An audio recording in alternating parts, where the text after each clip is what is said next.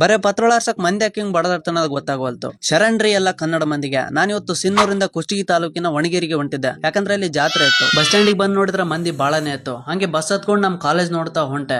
ಎಲ್ಲ ಊರಲ್ಲಿ ನಡೆಯೋ ಜಾತ್ರೆ ತರ ಈ ಜಾತ್ರೆ ಅಲ್ಲ, ಇದೊಂಥರ ಡಿಫ್ರೆಂಟ್ ಆಗೈತಿ. ವಿಡಿಯೋನ ಫುಲ್ ನೋಡಿ ಗೊತ್ತಾಗುತ್ತೆ. ನಾ ಬಂದ್ ಅರ್ಧ ತಾಸಿಗೆ ಮಳೆ ಸ್ಟಾರ್ಟ್ ಆಯ್ತು. ಜಾತ್ರೆ ನಾಳೆ ಇತ್ತು, ಸೊ ಇವತ್ತು ಊಟ ಮಾಡಿ ಮಕ್ಕೊಂಡೆ. ಮುಂಜಾನೆ ಎದ್ದು ನೋಡಿದ್ರೆ ಗುಡಿತಕ್ ಮಂದಿನೇ ಇರ್ಲಿಲ್ಲ. ನಾನು ಅನ್ಕೊಂಡೆ ಮಳೆ ಬಂದದಕ್ಕೆ ಜಾತ್ರೆನ ಮುಂದಕ್ಕೆ ಹಾಕ್ಯಾರ ಅಂತ. ಆದ್ರೆ ಈ ಜಾತ್ರೆ ಮುಂಜಾನೆ ನಡೆಯೋದಲ್ಲ, ರಾತ್ರಿ ನಡೆಯೋದಂತ ಗೊತ್ತಾಯ್ತು. ಈ ಗುಡಿ ನೋಡಕ್ ಒಂಥರ ಡಿಫ್ರೆಂಟ್ ಆಗಿಲ್ಲ.